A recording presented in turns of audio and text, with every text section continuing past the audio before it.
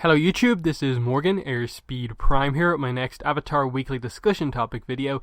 This one's just going to be some of my kind of general thoughts on, I suppose what I feel is like the correct way, some of the rules that you should definitely have in place.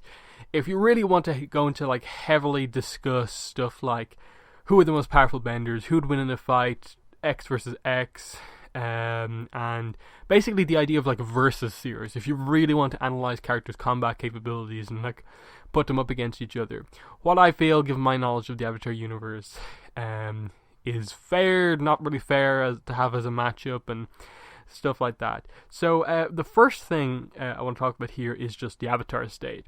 I think it's kind of unfair to use the Avatar state in these things, especially in Avatar versus non-Avatar matchups, minus maybe one or two, and then I think almost even more so in Avatar versus Avatar matchups, because the trying to differentiate between characters' power when they are both in the Avatar state is, I think, a near impossible thing to do, because one, like if you talk about defense mechanism Avatar state, it's basically the same for everyone. The Avatar state fights in in an exact way like every single time. Roku, based on what he says, it kind of establishes that like the further into the Avatar cycle you are, the more powerful you are, just because of the built up knowledge and power and wisdom and stuff like that. But it's really hard to justify that in saying that like, okay, Roku versus Kyoshi in the Avatar state, Roku wins because he came after Kyoshi, and so he has the power of Kyoshi in the Avatar state. And like, what does that even mean really when you think about it? It's a great concept to like think about, the idea that the Avatar gets more and more powerful, has the wisdom, but the whole idea of like the power also continuing on is a very hard thing to really put into play. And then like to use the Avatar state and like have to like apply like the actual character without using the Avatar state's abilities and techniques to them in the Avatar state is kind of hard to do. Even if you kind of just say, okay, everyone has control of the Avatar state, they can just activate it and use a really powerful attack when they want, it's really hard, because then you have points in the fight where like, okay, if I really want to think out the fight between two avatars, when does one use the Avatar state versus when does the next one use the Avatar state, and like stuff like that. That seems just really kind of like weird to kind of even get into thinking about. So in general, I think you just have to ignore the Avatar state in a lot of these cases. It just kind of adds unnecessary kind of confusion, and like it's just this factor in fights that is just, the second like a character goes into the Avatar state against like a non-Avatar character, it's kind of like the fight has to end at that point. Otherwise you are then saying that the character who potentially beats them is more powerful than the Avatar state, and that kind of like counters everything that the Avatar universe is kind of about. So in general, the Avatar state, I think, is one of those things you have to kind of ignore. Next thing would be psychic bloodbending, and specifically the characters who have that ability. So this is mainly Yakone and Amon Noatok, but to some extent Tarlok as well. This is such a powerful technique in the way that it's been presented to us, with those characters and the way those two characters, the only way that those two characters are actually taken out in the end. I think there's very little point to actually having like versus series matchups between like Amon and Yakone against other characters, because you kind of have to give it to them just because of psychic bloodbending and how it has such good range. It doesn't seem to be limited by like a character's power level all that much, and even though other characters have been shown to snap out of their bloodbending grip, what's to like counter the fact that a character can't just activate psychic bloodbending like again? In that, the way Amon is taken out is that, okay, Korra, airbends him at the window after she kind of surprises him by actually having airbending, after snapping out of his bloodbending grip the first time. Amon is defeated at that point because he is outed to his followers as a bender, and the whole Equalist movement kind of falls apart just because of that. if he had come back into that building to fight Korra again, Korra would have been got in his bloodbending grip again, and yes, maybe she could have broke out again, but the idea, like, if you have to make it a death match, in that the second you have someone in a grip like that, you kind of have to end the fight. Maybe you can do one breakout, but two is just kind of absurd to think of, like, just the fact that, like, because they broke out of it once, it defeats the purpose of the whole bloodbending technique. I don't think that is the case at all. I think every time you are caught in that grip, you have to fight as hard as you can to get out of it, and at most, I think you can put one getting out of that technique into a fight. But then the technique just takes over, and it's just so powerful. The fact that Yakone took over a whole courtroom full of people, including Aang, including Toph, including Sokka, even just those three characters alone, for someone to be able to bloodbend them all at the same time, shows the extent of the ability. Amon obviously able to just instantly overpower Tarlok, who himself had been shown to be able to basically take out a whole room full of powerful benders as well, including Lin, Tenzin, Mako, Bolin, and so on, like and Asami. Like, this bloodbending is just so powerful in terms of it's all purpose. Like, you start a fight, bloodbending, and they can do whatever they want with you, basically. And to me, that just makes those fights kind of unfair, and just, you have to think around that technique the entirety of that matchup if you're going to use those two characters in a fight. In the sense of, like, the only way I can think of this is obviously you have an avatar and you let them have the avatar state as the instant get out of bloodbending grip for free card because of the defense mechanism avatar state. That effectively the avatar state counters bloodbending, but then effectively it's just a master waterbender in all three cases against a fully realized avatar who can use the avatar state. And at that point, the avatar wins because of the first rule I established here. The only other situation is combustion bending from range. If Pali or Combustion Man were able to get enough range and be out of range of being caught by bloodbending, and could just, fire, hold one of those back in place out of the bloodbending range, maybe they'd have an advantage just because of the destructive capabilities of that technique.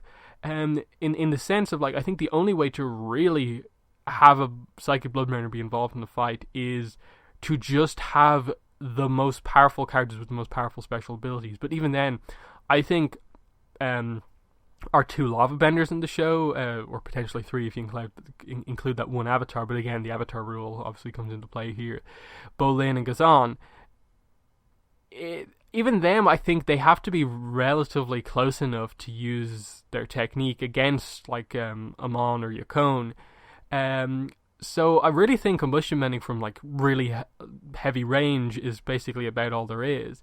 But even then, like, I think Tarlok is the main example we have for, like, them as benders outside of just their bloodbending techniques, and they're excellent as far as we're aware in their ability to, like, fight like that. Like, Amon demonstrated a really powerful kind of water spout technique, and even though he didn't use many other waterbending techniques, he still is very powerful, and we have to assume that he is a master waterbender better than Tarlok, and Tarlok was able to be a pretty good match up against Korra, who is obviously a master of all four elements, though during that fight she was not necessarily a master of airbending, but still was able to kind of overpower him. So it kind of speaks to, like, this idea of, like, without bloodbending, perhaps maybe those three characters aren't as powerful as we think. Maybe they're overly specialized in bloodbending, but they're still very, very, very powerful characters. So I think it's just a case of, like, say you have Katara against Amon. The second you start that fight, Amon just has to get her in a bloodbending grip and it's over. Like, and I find it very hard to counter that, in that, how does Katara block it before she's caught? In that, you assume that, like, when you do these death battles, the characters aren't starting this fight from, like, miles away from each other. They're within range where, like, within a few seconds they can be up close and personal performing bending attacks on each other. And that's within range of psychic bloodbending immediately. Psychic bloodbending, as far as we're aware, doesn't require any, like, charge up time. You just literally have to think and put in, like, a second or two of concentration and you can take someone immediately. There is no, like, wall or barrier to kind of counter this technique. Once you are in the grip, you can try and fight your way out, of course, But at that point, you're effectively helpless because you are putting everything into countering the bloodbending grip. And at that point, they can use their normal waterbending or just walk up to you, do whatever they want, or just use bloodbending to damage you in some way. So I think it's just a case of like any normal bender against these characters is an instant loss. Even a lot of the very powerful benders, instant loss, I think, as well. The only chance I think any of these fights have is just like you kind of have to end it within the first moment. That like you start the fight and instantly like Azula zaps him with lightning. But you have to assume that like Amon's able to dodge because he's demonstrated, Amon especially demonstrated the ability to use subtle bloodbending movements to basically get the advantage over benders while not using bending himself outside of the bloodbending thing. That he was able to basically like subtly bloodbend them to move them just a little bit so that they were off enough that he could fight them without using his proper bending. So like that's another thing to add with Amon. So those characters, I feel it's kind of a little bit unfair to actually use properly in their kind of combat. The other thing would be techniques that characters have used within the story, but that fundamentally don't fit their characters at a base level. And I think this is stuff like Katara with bloodbending. I think if you were using Katara in one of these fights, I think it's a little bit kind of against her character to establish Katara to use bloodbending as an offensive technique, because she only ever used it in kind of crazy situations and otherwise has been shown to like never really want to use the technique and only used it in kind of like more darker emotional moments for her.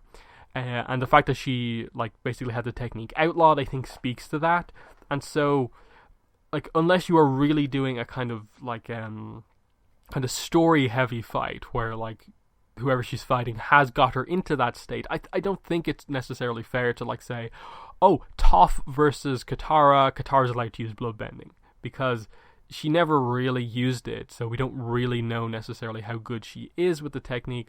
Plus, for any other bloodbender who's been shown to use it, you have to then set the fight during a full moon, which I think is kind of an unfair necessary thing to have the fight. So that kind of like defeats the purpose of like Hama, who is a powerful waterbender for sure, but like she's kind of all about the bloodbending at a base level, like fundamentally because her age gives her kind of such a kind of disadvantage to some degree.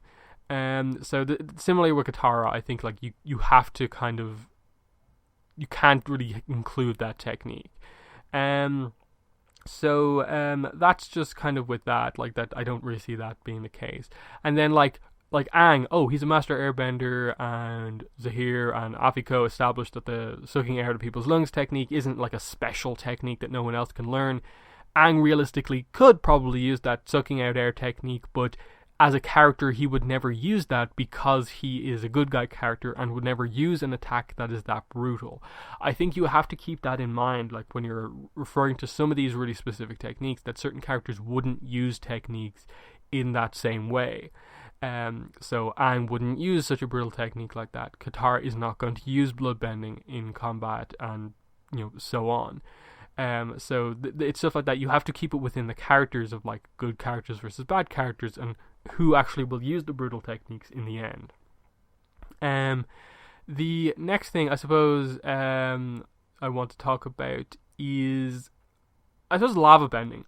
It's one of those ones where the scope of lava bending and how much damage you can actually do makes it a really difficult technique to, I think, properly analyze within fighting, in that it is such a devastating and destructive technique that even within the show, they have only ever really shown it to be used to destroy the landscape and buildings as opposed to people.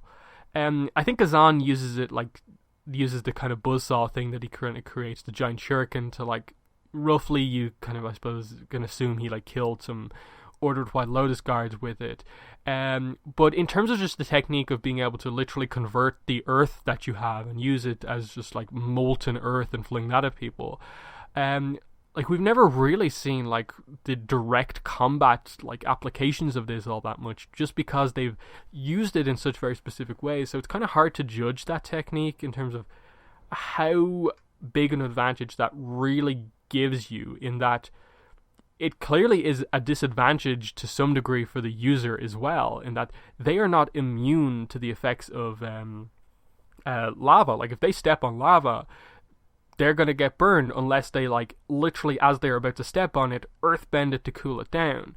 And that gives, that is a potential counter, but then, like, the subtleties of having to do that, to me, it speaks to the fact that, like, you have to be careful when you use your lava bending. If you go too far crazy with the technique, you are in just as much danger of hurting yourself as hurting your opponent. It's why, like, in many ways, like, Bolin's more careful application of the technique is maybe, like, a better way to use it, in that, like, with fights with Ghazan, you can almost see it that, like, okay, maybe if you use Ghazan in a fight, like, you could almost say that, like, yeah, he beats every character, but in the process of beating every character, he ends up killing himself by virtue of just exploding, like, turning the complete area where the fight takes place into lava and just taking everyone with him, which he has kind of shown to do, basically, in that, like, he went out by basically killing himself, effectively. Whereas Bolin wouldn't be the one to use that technique like that, but at the same time, maybe would restrict himself, and that technique wouldn't be as strong as we necessarily think in battle. So I think lava bending is one of those things where, like, it seems like a game changer, but because we don't really understand the specific fighting applications of it, like, all that much, it is a hard one to, like, fully judge in terms of, is it psychic bloodbending level of, like, you have the advantage, or is it, as I kind of talked about a little bit here, is it more of a double-edged sword that you can kill yourself with it just as easily? So, that's for sure one to think about, definitely. Then I suppose it comes down to stuff like, obviously stuff like the, like, spirit bending techniques, and his ability to take people's bending away, and so on. I think they're very, like, ineffective techniques to use in, like, a combat scenario, in that, like, I don't think you can really in any way construct a battle of, like, Aang versus let's say just Aang versus Toph, that during the battle he takes Toph's bending away, the fight continues afterwards, because, like, at the point when, like, he has the time to take someone's bending away, you have to just assume he wins the fight. So it's not really a technique that, like, adds anything to his battle prowess. The same with spirit bending, like, unless you do, like, a complex fight where you have a spirit versus someone else, which we don't have that great of an example of spirit fighting techniques, but spirit bending really isn't all that much. Yes, like, there is the idea that, like, you can, like, potentially, like, tear a character's soul away using, like, dark spirit bending or light spirit bending to have the soul peacefully kind of go on, but like, as far as we're aware, that technique doesn't really work unless your spirit is separated from your physical body. So, like, those really, really, really specific techniques, like stuff like that, stuff like Janor's astral projection, I don't think is much use in a fight, really, are not really the most handy because they're obviously not combat focused abilities. After that, I think the only thing is just being very wary of over exaggerating characters based on the way fights have been shown in the show. Because some of the fights obviously have specific scenarios to them, where, like, we don't really know the full scope of certain powers and so on. And an example of that would be Zahir versus Korra at the end of Book 3, which is in the Avatar state, in that it seems like Zahir is amazing because he's fighting the Avatar state and he's beating it and basically has the advantage until everyone else interferes. To me, that doesn't highlight Zahir's power. It more highlights the fact that the Avatar state wasn't at 100%. That it was still a pretty impressive feat to be able to take on the Avatar state at all, but the poison was having a drastic effect on Korra. It was having an effect on the Avatar state and what the Avatar state was doing. The reactions clearly were slower. The techniques weren't as powerful, and then the actual strategy of the fight, like, the Avatar state just was like full on attack. Zahir would just dodge, slam Korra into a wall, and just wore her down that way. It didn't really speak so much to, like, Zahir's bending techniques and, like, flying, I suppose, being a very powerful technique in combat. I'm not trying to say that it's not. It's just that I see flying as more of a technique that, like, if it was Zahir against, like, an army of firebenders, him flying past them and sending a bunch of them flying would work. But, like, Zahir one-on-one against, like, Tenzin or Toph, I don't really give Zahir the edge just because he has flying. I don't really see how in one-on-one fights where you are trying to have an even fight of Zahir against another Master Bender, how that adds a whole massive amount to the fight. Because let's redo the Tenzin Zahir fight, but with Zahir with flying. I still don't think the fight ends in that much of a different way. I still think Tenzin has the advantage because he is a master airbender and Zahir is not. Zahir uses his own unique style of airbending that is roughly in line with what airbending is meant to be, but it's still highlighted that it wasn't exactly the Bagua circle walking style of airbending, and that gave him a disadvantage. His flying would give him more opportunity to dodge attacks from Tenzin and maybe give Tenzin less opportunities to win the fight, but I still think that fundamentally Tenzin would be able to dodge Zahir's kind of flying attacks and would eventually take him out with some sort of a like spiral movement in the end. I think he would do something, whether that just be create a tornado, Zahir would fly into it and he'd get the advantage from there. Something like that I think would give ultimately Tenzin the advantage in that fight. So I wouldn't rate Zahir massively highly on the scale of characters who are like the most powerful within the universe. He is up there. I think you can have him, fight benders like on a certain level. But I think once you go beyond a certain level, like I think you are outside of the range of like what Zahir is actually capable, characters that Zahir is capable of beating. I don't want to like supremely undervalue him as a fighter, but flying to me doesn't add a ton to your offense. It primarily really comes across as defense. And especially for any character who isn't just going to be headlong jumping at you like the Avatar state was, his tactics in that fight against Korra aren't going to work against everyone. So there's that. I suppose the combustion benders. The combustion benders are interesting in that it is fundamentally like that instant win attack, in that like, yes, anyone who is caught within the blast radius of a combustion bending attack is realistically over. But there is such a weakness around combustion bending that there's a clear target for anyone, in that like if you hit them in the head and disturb their chakra around their forehead and they use their attack, you've defeated them. That's how both like Combustion Man and Pali have basically been defeated in some degree in different fights. But to me it's all about like how you actually frame that battle, in that I think you have to have characters able to dodge it, in that I think most characters would be able to dodge it, that like they're a couple of meters apart at the start of the fight, they'd started off with that, and I think instantly like you'd create range. Any reasonable character who is fighting a combustion bender would create range. And then it would all be about the character's ability to, get up close enough to a combustion bender to the point where them using an attack to kill you would also kill them, and you kind of force them into firebending combat. That is ultimately the thing with combustion benders, in that both Pali and Combustion Man both seem like supremely specialized benders. That combustion bending is everything, in that Pali has been shown to use firebending, I think once or twice, but I don't see her, given her how rooted and stuff like that she is when she uses combustion bending, being massively able to like fight in the same way as like another kind of standard firebender. I think how tall she is and stuff like that puts her at a slight disadvantage in terms of using her normal firebending techniques. Now, is it like an aspect of her character that she's actually meant to kind of have the strengths where Combustion Man had the weaknesses, where like Combustion Man didn't really use normal firebending but she does? I'm not really sure. You could perhaps say that she ultimately is a master firebender, but just she uses combustion bending so much, her normal firebending wouldn't be her greatest strength. But I think it is reasonably fair to say in those fights against combustion benders that the second you do close down that distance and aren't dead by the point by which you approach them, you probably do have the advantage in that fight.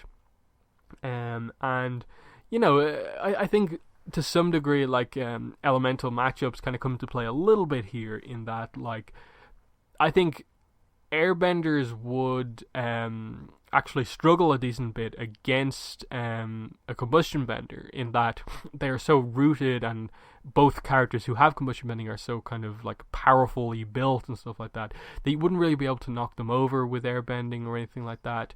Like, I don't think airbending would be able to just like swat a combustion blast aside, so it would be purely down to just an airbender's ability to enhance their own speed and basically use that to get closer, and then up close would they be able to get the blasts in powerfully enough to knock them off their feet. And I think once maybe they have them off their feet, that would give an airbender the advantage. I think earthbenders have the absolute advantage over combustion benders, as we've seen. Just the ability to fire little rocks kind of in or around that area to kind of just tap them on the forehead, and they get the advantage. But then, since these benders are so rooted, just the idea of like controlling the ground under them, forcing them to move so they're not stable when they fire their blasts, that would give them an advantage. I think standard firebending against combustion bending is not a pretty good matchup as far as I'm aware. Lightning bending versus combustion bending is an interesting one, in that I think that would be a decent counter. I think that lightning, if you hit a combustion blast with lightning, you would actually kind of stop it, whereas I think you would have to do a massive stream of fire to stop a combustion blast, and at that point it's so dangerous. Whereas I think lightning to some degree kind of equals out, or is on a easier kind of strength level to combustion bending. And because there's range as well with lightning bending, I think even more so than fire, I think that would kind of give you an advantage, actually. That would make for, I think, a more even fight, a firebender who has lightning facing them. Water, I think, actually would struggle a lot against combustion benders. Again, they have the potential to hit someone really hard in the head, just with the idea of them having using ice and having a substance to hit them with and block the chakra. But I think fundamentally just the fact that like explosions would vaporize water, explosions would destroy ice. I suppose the only real advantage that you'd have here would be waterbender, if there's a lot of water in the area, could create steam, and they could use that to get up close. But that is a requirement of the battlefield, to have a ton of water, which is another thing, in that like where do you have these fights take place? In that is very telling for like air and fire. It doesn't really matter necessarily all that much. If it's a confined area, airbenders aren't going to have the best advantage, and that would maybe lead into a firebender being more kind of powerful up close. If there's no water, obviously waterbenders are at a huge disadvantage. If it is a very heavy water area, they're at a big advantage. And then earth, obviously, if there's a lot around, if there's not a lot around, and especially for characters who have metal bending, like it is not necessarily a thing that on any battlefield there is metal. So when you have Toph fight, like you have to kind of almost establish that she brings her own metal into the fight, because there's not always a guarantee that there is metal around. Hence the need in Korra for the police officers to have the spools of metal with them and stuff like that. But if you're doing ATLA time period Toph, who maybe isn't necessarily thinking about that, it's kind of Toph and her meteorite bracelet is kind of as close as you can get to metal, but it's not quite metal, and stuff like that. So it's definitely an interesting one, in that just the idea that there's these elemental kind of powers that we're talking about here, that definitely leads into advantage, depending on who's who, in that it means that airbenders and firebenders are much more at ease, I suppose, on any battlefield, whereas water and earth, it does depend on where you are. Water more so than earth. Earth, there's a lot of it around the place. The Avatar world, especially in ATLA time, isn't so developed where like you just come to places a lot where like the earth is nowhere to be seen. And then as for non-benders, I think it's a little bit difficult to come up with matches where it's just even between a non-bender and a bender, in that I think especially come the end of a lot of the shows, like come the end of ATLA, like Katara versus Ty Lee, I don't think that's a particularly close fight. Maybe I'm giving benders way too much credit here, and Ty Lee and some of the other non-benders not as much credit. But I do think Katara as a master bender at that point in time would kind of handle like Ty Lee easy enough. May, like, I like May as a character, but her fighting style is very much based around like knife throwing, and I think her going up against other benders, unless it's really, really minor benders, like she doesn't really have much of an advantage at all. Even Sokka to some degree, I think, like there comes a point where like there is just a certain level of bender where like he just isn't going to do well against, even with all of his tactics and his abilities that like Piandao commented on during their fight. I think in a lot of cases you end up kind of having to just do non-bender versus non-bender fights, which end up being a lot more interesting as opposed to trying to have non-benders fight benders. Not to say there's no one who can do it like kind of well in that, you know, I suppose like Amon, like I suppose there's an interesting thing with like Amon, you completely in the character of Amon. So where this is him, like you take away the fact that he's waterbending and stuff like that, you don't have him instantly go for the bloodbending, and you have him more be hand-to-hand combat and maybe only use bloodbending super subtly to kind of put opponents' attacks off course. That maybe is an interesting one where like he only uses like a certain aspect of bending, but even then, like that's just completely random. So yeah, I think I'm getting kind of completely rambly here, just trying to come up with other things. I just wanted to put out some sort of a discussion where I talked about kind of characters fighting each other and kind of the way I see it and the way you make these battles most fair. Definitely in the comments let me know if you want to hear me do more kind of set ones of these. Like, do you want me to do like specific videos where I talk about who would win in like this fight versus this fight, and me kind of actually analyzing specific characters' techniques up against other characters' techniques? Let me know if you have any like fights that you want to see me like talk about and maybe do a video on, or if you just want to see me talk about this a lot more, or if you really didn't like this video because it was kind of too obscure. Definitely let me know that as well. This was just a kind of random video I just wanted to do because I've been thinking about this stuff recently, but that's been the video. So links in the description to my Twitter, Tumblr, Patreon campaign and PayPal donation link if you want to follow me on social media or support my channel. But that's been the video for today. Thanks for watching, and bye.